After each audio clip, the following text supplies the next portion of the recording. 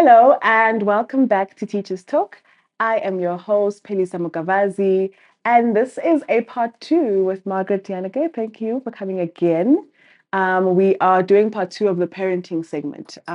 We discussed it and we said it's a huge segment, so let's go through it as deeply as we can because, yeah, parenting is a huge and vital part of education and of society in general. So, how are you doing? Thank you so much again for inviting me back. It's a pleasure. Yes, and for trusting me with this difficult and complex issue of parenting. It's a huge responsibility, and I don't think we ever get it quite right. Yes. Not as parents or as educators, Yes. but we keep aiming. Yes. And yeah, so today we'll be looking at another aspect of Another this. aspect, yes. So I say, you know what, it starts here. The conversation is starting. So it's the little that we do, and I really appreciate you even having, the confidence and the courage to come out and speak about it because we know how people can maybe sort of misstrued things when we speak, you know. So we're gonna go into the culture. We live in South Africa, and obviously the culture of parenting has changed. We think of the apartheid time to now.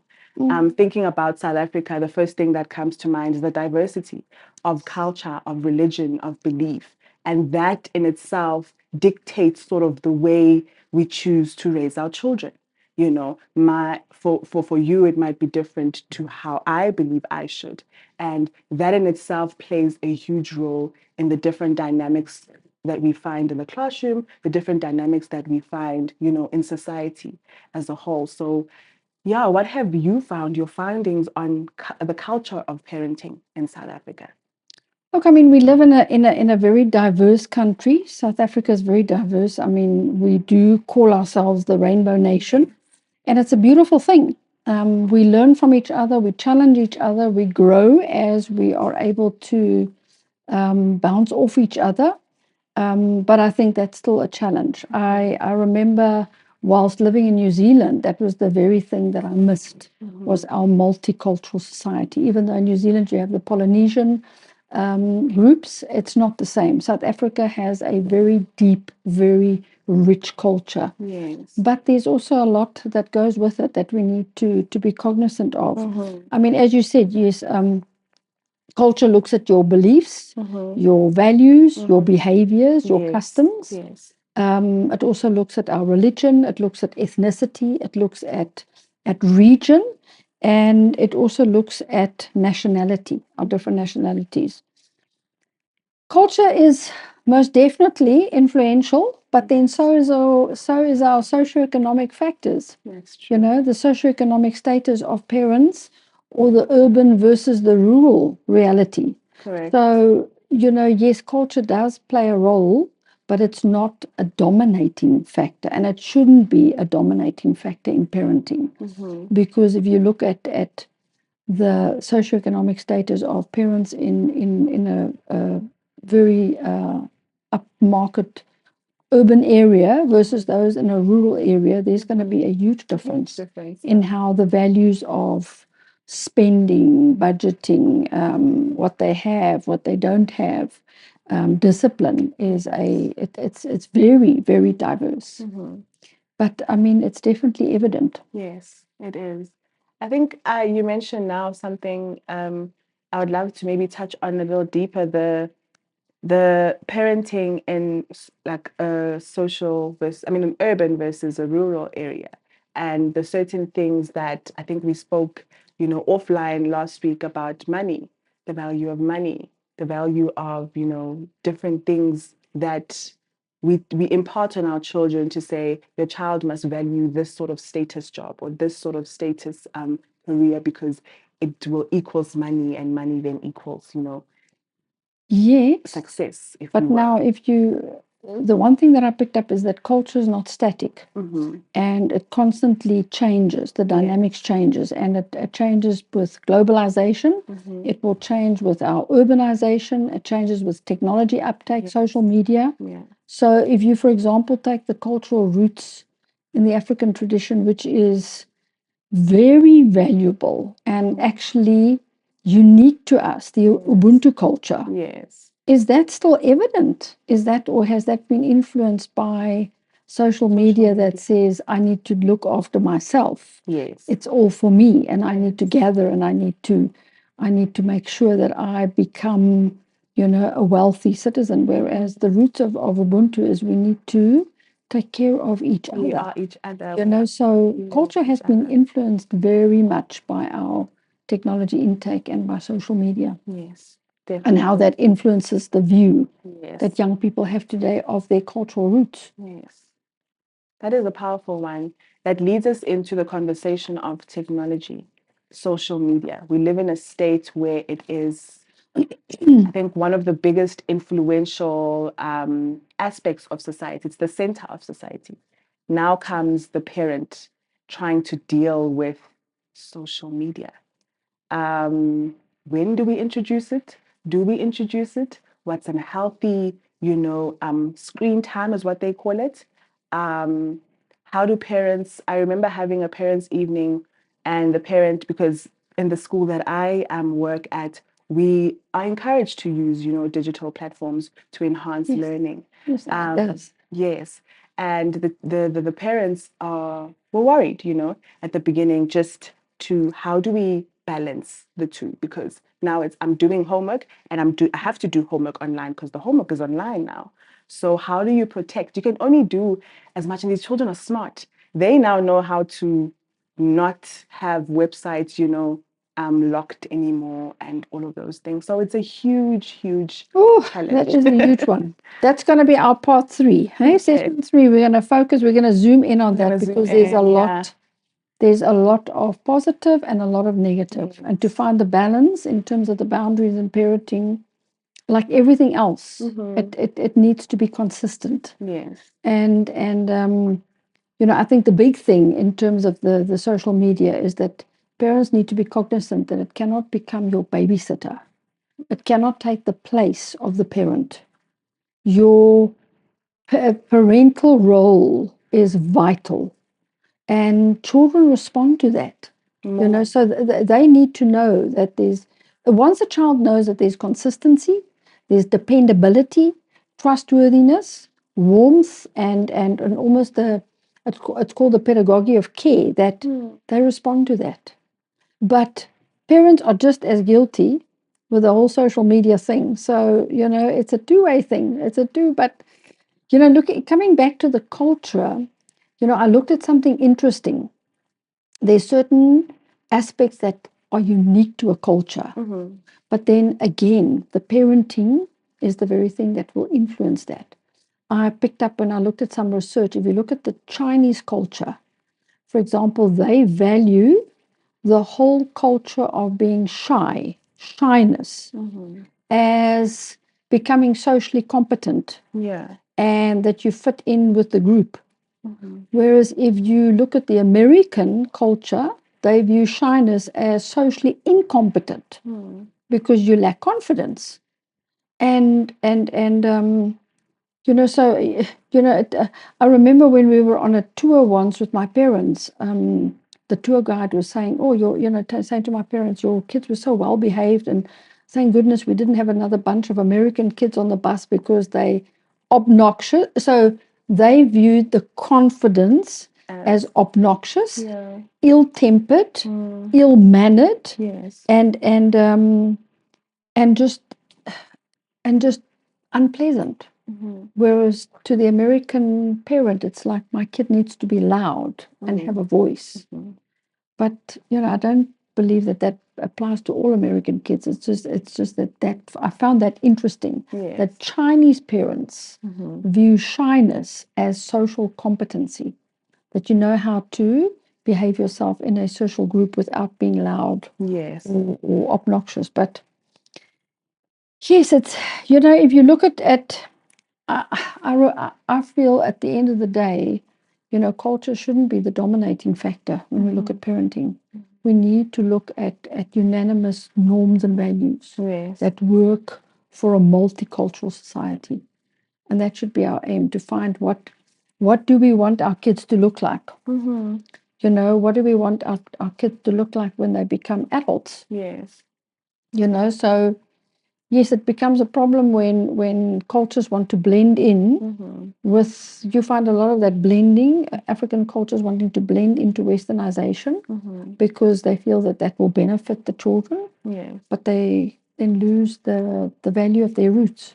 So where do you draw the line? Yes.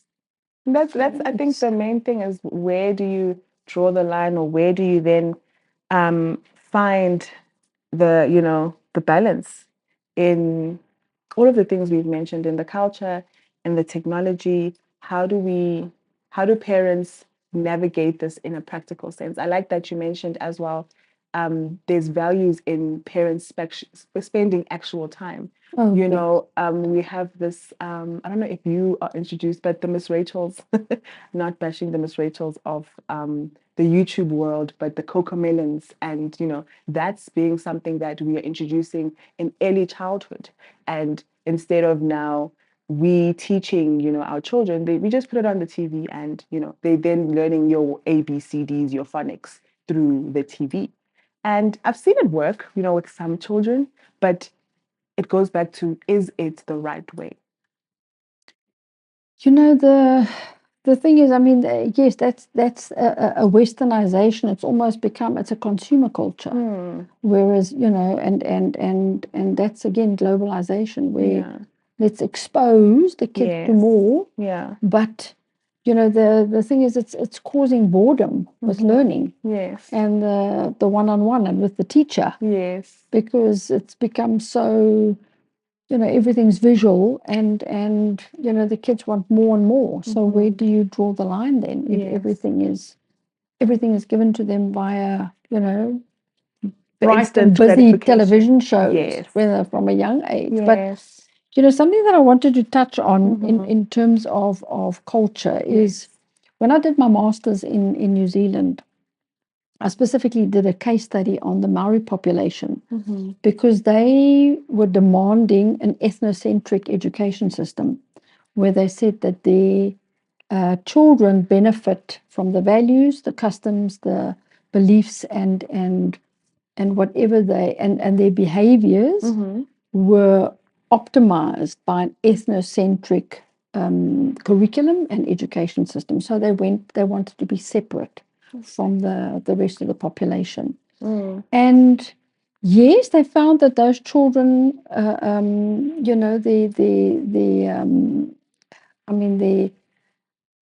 their behavior was a lot more positive, and of course their value, the value that they could contribute educationally. But the problem came to tertiary education, where, if you've been educated only in your mother tongue and with your cultural roots very, very deep, you struggle then in the tertiary world, and in the workplace afterwards. So that's a tricky one. The rest of the world have aimed for the melting pot, where it's better if we do this together and then find something that works for all of us.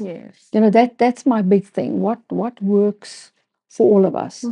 Because I saw that. Studying the Maori, how they immerse the children in their tradition and their values and the beliefs and the customs.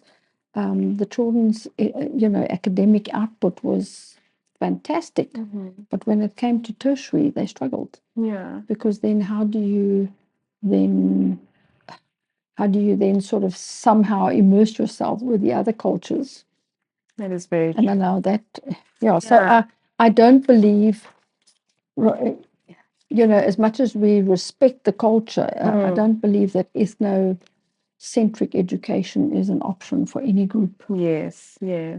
That also, it's unhealthy. Yeah, it isn't. It's very unhealthy. That brings us then, I think, to the clashes of the modern psychology of teaching versus the traditional. Not teaching, sorry, teacher brain, but the modern psychology of parenting and the traditional sense of parenting. I think we see it in the basic model of the new parent versus the grandparents. You know, how our parents raised us is not necessarily how we want to raise, our children. Again, I think that starts with maybe the conversation. But were the grandparents completely wrong? in terms of the deep sense of or the emphasis they placed on values? No.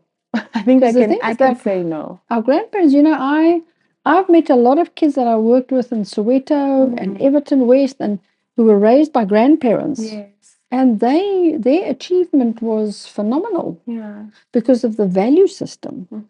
So that's a tricky one. Yes. It's like, are we still placing emphasis on the values and the norms that the grandparents placed emphasis on? Yes.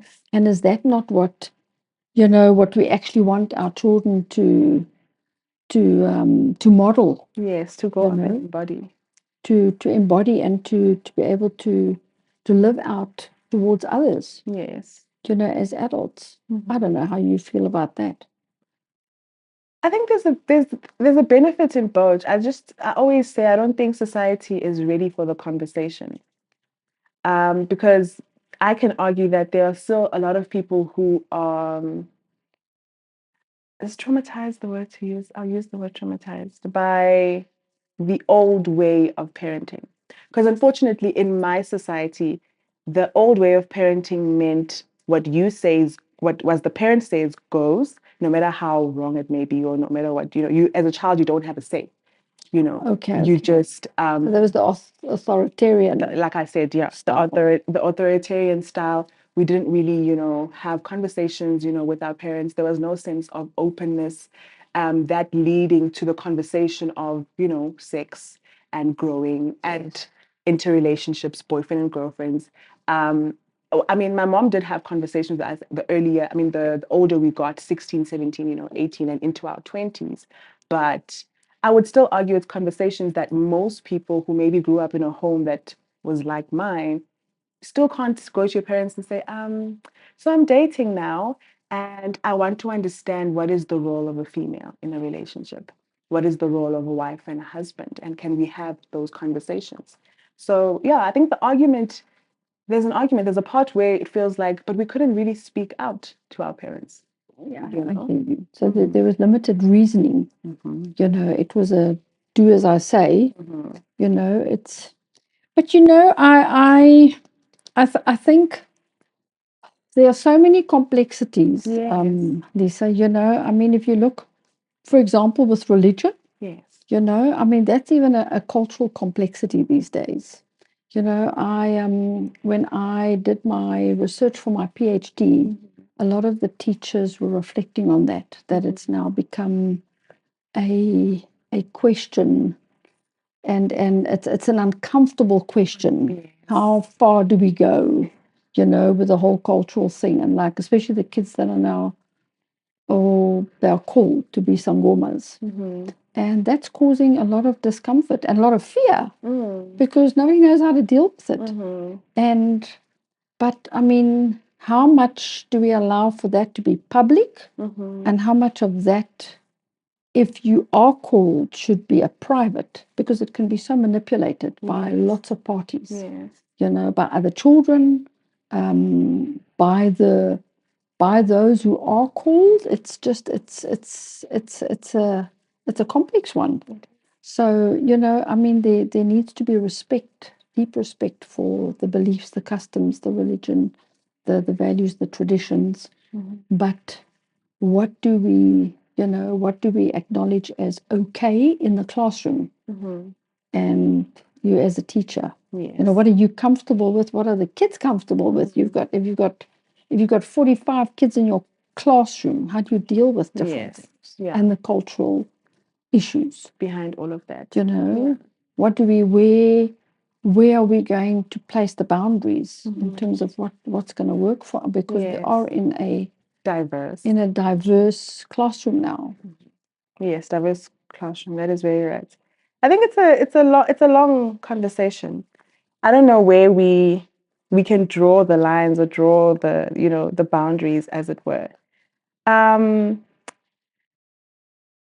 in terms of the technology, I think side of it, I don't know if you have as well any tips. I think I always like to go to the practical to say you said we need to spend time, but what is the practical day in the life of a mom who has a 5-year-old and a 13-year-old, and she comes back home and TV, phone, is something centered. What can she do, to bring back the children away from the screen time, away from the digital, and engage that, that care, that relationship, that, insight to connect to the children and sort of, take away the screen time in terms of the technology. It's going to take time. Yeah. It really is going to take time. It's going to take sacrifice. Mm-hmm. As a parent, that is something that you need to be cognizant of, no matter what you've done in the day, no matter how much you've been drained. Yes. If you're not going to give that time to kids, it's just not going to happen. Yeah. I looked at a couple of things here that we should aim at to develop. Yeah. And if you look at these, and if you can tell me if you agree with this, but this is cross-cultural. Yes. This is cross-cultural, what we should aim at. Mm-hmm. And only if parents are going to be prepared to spend the time and to talk, to actually sit and talk like we are, yes. Looking at each other, Yeah. that eye contact with parents is very important. Yes. Because the kids they're very quick to like, but my mom's eye is not on me. It's like somewhere. It's one eye here, one eye's on the TV, one eye. Yeah. Parents actually have 3 eyes, one on the TV, one on the phone, and one on the child. On like a semi, looking, and that's causing a lot of disconnect. So the kids are then following the culture of social media instead of whatever the parents, want them to emulate. And at the end of the day, I mean, you and I, we can say, I'm a parent of two children, and I'm a grandparent of 2 beautiful, and I would love my children to continue to emulate these characteristics. And I want my grandchildren to grow up to emulate this. And I just put a couple of them down. For our children to grow up to become caring, compassionate, conscientious, considerate, dependable, ethical, fair, forgiving, friendly, generous, giving, trustworthy, helpful, honest, kind, loyal, trustworthy, and understanding. Those are values that we need to emulate, and it's only going to happen through role modeling. Yes.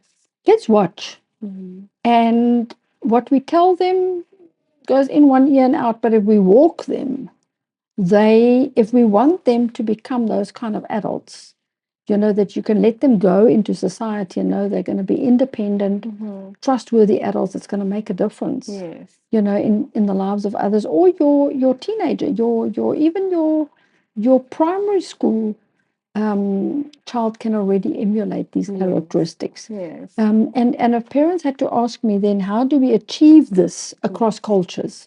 Whether we are Chinese, whether we are American, whether you're an Afrikaans kid, or you are a Xhosa, Zulu, Sotho, Ndebele, Pedi, whatever, I don't even know all the. We all have to focus on fostering moral character traits, a new morality. Yes. My whole PhD focused on that. If we don't focus on moral regeneration, we've got a problem. Because kids, the delinquent behavior, I don't know what you see, but I see a lot of that. Delinquent behavior is out of control. And teachers are so stressed that they are leaving the profession in droves. I went to one school where I did my research, and the teacher noted that there were at least 5 teachers every month that were on leave for mental health disorders at a KISU. Why would you end up at a KISU every so often? Because you are so stressed and the behavior of the children are unacceptable. So it comes back, we need a cross-cultural morality. I totally agree. A cross-cultural morality where everybody says, no matter who we are, we need our children to adopt this. So I looked at a couple of ways. We need to adopt an authoritative parenting style where moral reasoning is nurtured. The talking. Like you said, if the child wants to talk about relationships and sex, have a talk where you reason with them about the morality of relationships. What's right, what's wrong? What works, what doesn't? When are we mature enough for this? And when are you not ready? And be prepared, be open, have those conversations. You can't have pink elephants, about things when you, because otherwise get it from They'll another find it source. somewhere somehow. Yes, they'll find it. And then we need to anchor our children in what's right and what's wrong. Yes. You know, we live in a society where there's a lot that has big, there's a lot of gray zones in terms of what's right and what's wrong. And it comes from the top, you know, government, parliament, you know, often, and children are confused. What is right? What's wrong? What do you do? What can you do? Can you cheat in a test? Can't you cheat in a test? And it needs to start early. Yes. My brother phoned me last week and he said to me, "Oh, I need to tell you this. You won't believe it. My granddaughter, she did a terrible thing. Apparently she took a big jacket. She was going to take a big jacket to school, and when her mom looked through the pocket, she had a 50 rand in there that she took out of her dad's purse. And she's 5 years old. And he just said, you know what, I realized that I can't just think, okay, I'm going to give her a hiding. I need to reason with her. What did she do? Why did she do this? Yes. You know, why is this wrong to take something? Because it starts with that reason. You've got to reason, and kids do things from a very young age. They know we developing a concept of a moral self. Their moral self needs to be established. We need to establish clear boundaries of behavior, a strong moral foundation, as I said, through modeling and fostering compassion. Yes. You know, we've got such a high incidence of bullying, and that's cross-cultural. Yes. All kids struggle. I cannot tell you how many kids tell me, ma'am, I am bullied because of my weight. I'm bullied because of how I look, my socioeconomic status. I'm bullied because I don't have the latest shoes for sport, and compassion, you know.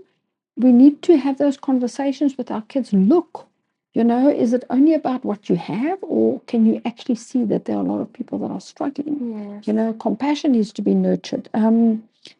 And then there's one thing here that I really feel strongly about, Lisa, and that's also, again, cross-culturally. You find a lot of parents today are hesitant to allow their children to struggle or to make mistakes. That's a big one, yes. We spoke about the last time, the cover up, the parents wanting to fix. You know, I'll go and fix, you know, I'll go to the school and I'll explain. Yes. Or I'll do it for you. Or that is the biggest factor in limiting your child's development of his EQ. He's just not, we have to make mistakes. We do. And we have to learn how to deal with them and how to overcome them. And I don't know if you know actually, but it's something interesting. If you look at the metamorphosis of a caterpillar, to a butterfly, you know, when that caterpillar is in the cocoon for about 2 to 4 weeks, and then slowly goes through that process of metamorphosis into the butterfly. But if you had to cut the cocoon open in order to allow the butterfly, you know, an easier exit, he won't be able to fly. That would limit his flight forever. And it's the same thing with our kids. You know, if you constantly want to make it easier for them, you know, instead of allowing them to struggle out of something, struggle through something, it really limits their flight and their potential. And that is a big one. That's crucial. That is a big one. And as I said in our last conversation, children make their choices out of their EQ, not their IQ.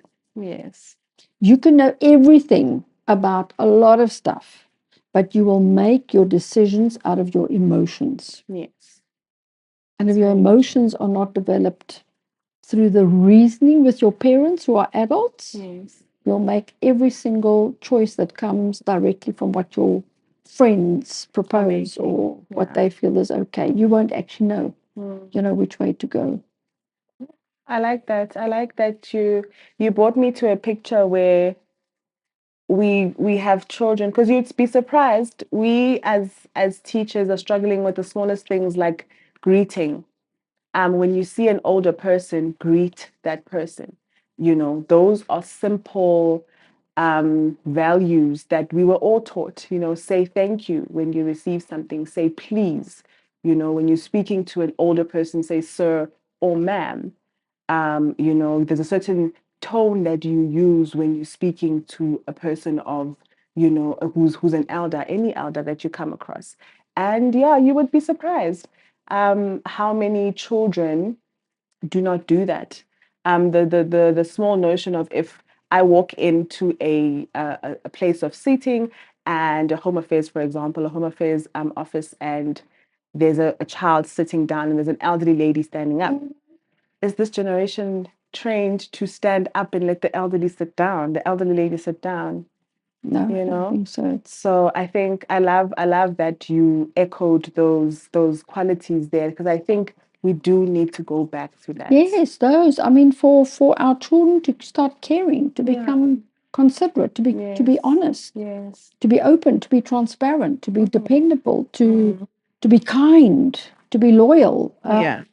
That whole thing of loyalty. I mean, loyalty goes through from your, from your childhood into your marriage, into your, a dad being loyal to his, not only to his wife but to his children, and Children. that whole, to family, to it's something that needs to pull through. And I mean, that is, for me, that's cross cultural. Yes. So as much as we need to acknowledge our diversity and definitely remain rooted in that, I think every culture, whatever is true to you, to root Yes. that. But cross culturally, it's the morality that will help us to function better as a society and as a schooling environment, and help teachers to remain sound-minded. Yes, we don't want Instead teachers of to be losing. the kids are driving us crazy. I mean, the kids have always been, difficult and complex and challenging, but it's becoming harder because we've lost our values. We've lost our value system. Yeah. And, as much as the grandparents were, it was this dichotomy of, yes, very authoritarian and a lot of corporal punishment, which was, yes, that was a big negative. But the values that they often carried were positive. They And, were. respect, They were. compassion, caring, conscientious, to be on time, to be honest, Ooh, honesty. your time. The honesty, yes, things like that. To be fair to whoever. Those Treat things are others things the that are way you not want to thought of be anymore. treated. Yes. And if we only look at what the culture of social media, it doesn't offer us good options. It doesn't offer for us to overcome and to mold a better society. And again, it comes down to time. It does. It does. Time. Sure. I mean, if you look the little time that we've had here, and parents don't have a lot of time, but I think if just introducing something simple again is meals together at night. Yes. That was a big one. It's a big one. I think you're feeding into the next question that I wanted to then. Where do parents find the balance between themselves? They are juggling so much, and now they need to, um, come and be present for their children. I like the meal one, because I think it's one that society has forgotten. Yes, and the parents need it too. They need to sit down. They need to, cook simple. You don't have to elaborate simple meals, but sit down, sit with the kids, no phones at the table, Yes. and let's each unpack our day. What went wrong? What went right? Yes, that little bit of conversation makes a huge. You'll find. I mean, I remember phoning or having a video call with my grandchild a few weeks ago, and I mean, mom and dad have had their and in this, I sort of somehow pinpointed something that she needed to unpack as I questioned her. So parents need to question their kids. And I said to her, and how was your day and whatever? And she said, oh no, Oma, I had a bad day. I had a really bad day. And mom was like, huh, you didn't say that Tell to me me. that. I said, you had a bad day. What happened? And she said, yeah, Oma, so-and-so spat me in the face. And I was like, oh, golly, I'm going to grab him by his like, really? Yeah. You've got a spitting cobra in your class. Oh, gosh. That Oma of me came out. I was like, oh, I need to go. But in any case, she needs to deal with her emotions. But it was just the questioning that it's almost probing. We need to sometimes probe our kids. Sometimes they won't tell you straight away. Yeah. I had a bad day, or so and so bullied me, or and to be able to deal with that emotionally is a big one for kids. It is. So that they don't grab social media as a fix Yes. or a substance. Because eventually, the less we talk and the less children are able to process emotions, and the easier it is for them, again, the EQ, the easier it is for them to take a substance Yes. to ease or to feel numb Yeah. so that it doesn't affect them so much. And I think just to add on to that, I also think besides or in addition to the probing, I think it's also creating a safe space for your children. I don't think Yes. parents are aware so much or even know what that means for their child. You know, some children, and I deal with this from a teacher's POV, where they're like, oh no, but I can't go and tell this to my mom.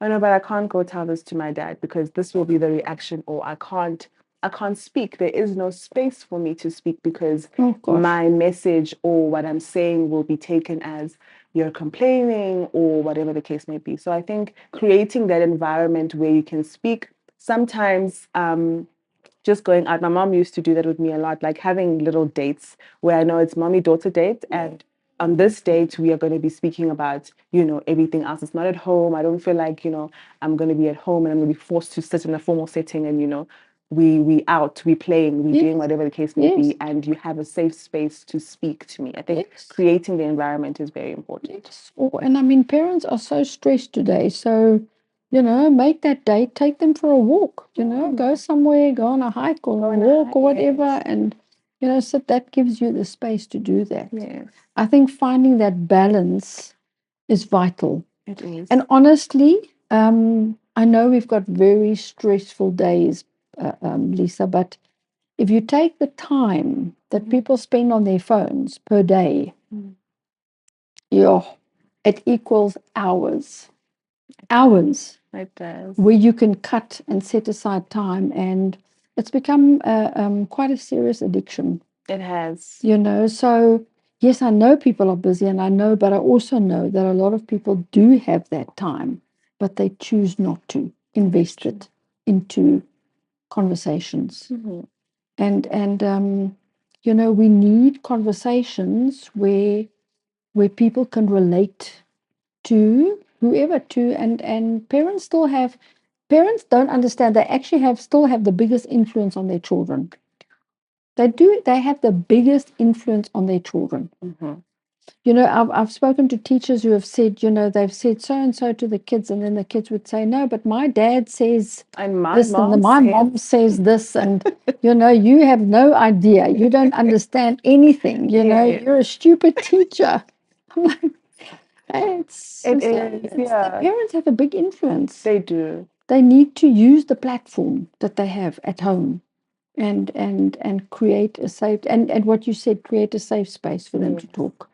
So the children, yes, it's a fine balance not to become your children's chummy. Yes, I'm glad you mentioned. You cannot. You are a parent. Because if you become your child's chummy, you're not going to be able to set boundaries. It's impossible. Chummies don't set boundaries. No, they don't set boundaries. It's like everything just is. So whatever. So you've got to set boundaries. You've got to be consistent, but you've got to be. It's got to be done with warmth and with care. Yes. And even if there's something that upsets you, the child mentions something that is like, whoa, that's uncomfortable. Okay, it's still gotta be discussed in an atmosphere of care. Definitely. I care about you, so let's look at it in this context or whatever.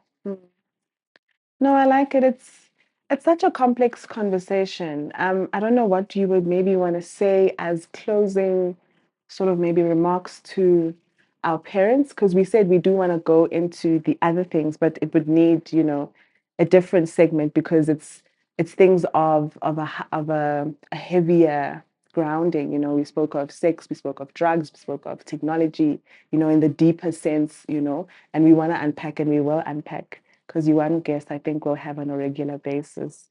But just in closing, based on the culture and, the balancing of a modern versus the traditional. What would be your closing remarks to parents, so that they can start?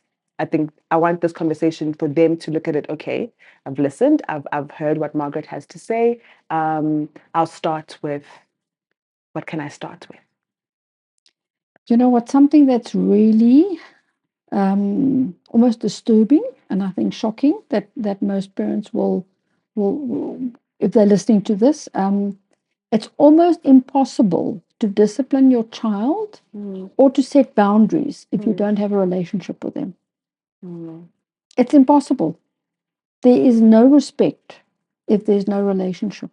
Can you define what is? Because some parents might be like, I have a relationship with my child. What does it mean to have a relationship with your child? It might sound, obvious, but I think. Well, if we look at relationships, I mean, if we look at any relationship, relationship is becoming connected. Yes. The connection that you have with your child. Are you connected? Do you actually know how they tick? Do you know what makes them tick? Do you know what their love language is? Yes. Do you affirm them? Do they know that they are loved unconditionally? Even if they come home and they tell you, Mom, I've got an E on my test, I didn't get the A you wanted me to get. The warmth, that relationship. It's the same that we would want from our partners or our husbands. Exactly. If we come home and they know we've had a bad day and they come and give you a hug instead of wanting to beat you up, there's no relationship. Yeah. You're going to get into your car and you want to go. Yeah. Don't know, they have nowhere to go. Yeah. So, they're often trapped in that space where there's no connection. It's conditional love, How was your marks today? Yeah. How did you do at school today? It's, how was sport? Did your team come first?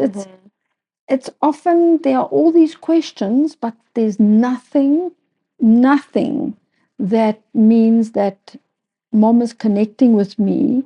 I can tell her that I had a rotten day. I feel terrible. I didn't do well. My sport sucks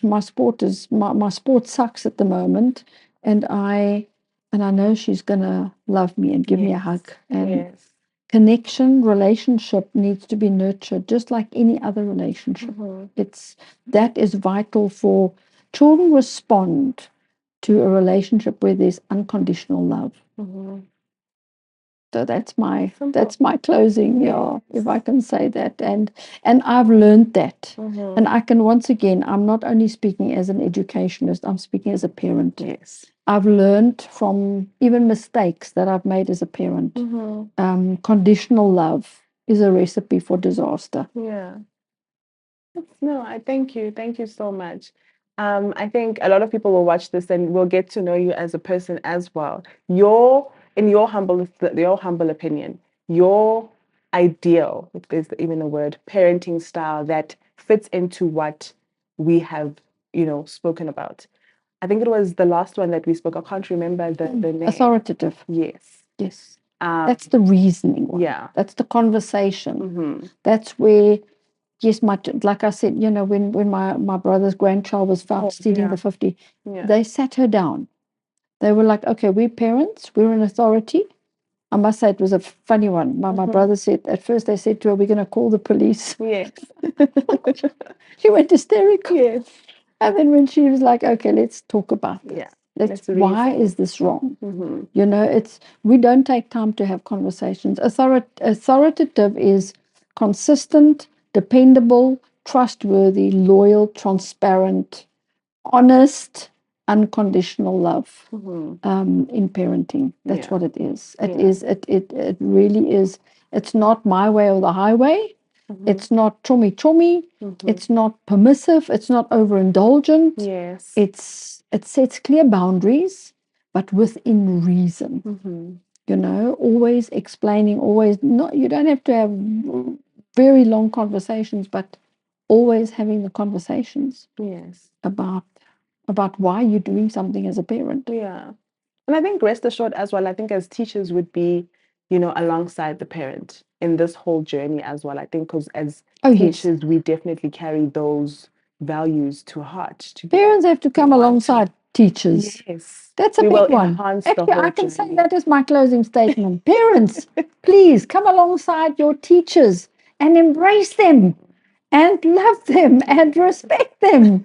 Yeah, don't, have these big, uh, uh, wow, it's incredible how many teachers are struggling Yeah. with parents who defend Mm-hmm. their children and are in denial and are constantly in a situation of creating conflict. Yes. Teachers always have, most teachers that I know have the children's best interest at heart. Always. Yes. Always. Thank So well you. done to you. Hey? Thank you. Thank you so much, Margaret. I can't wait to have more conversations. I can't wait to unpack, the deeper stats of South Africa. Like I said, there's topics that we definitely need to look at.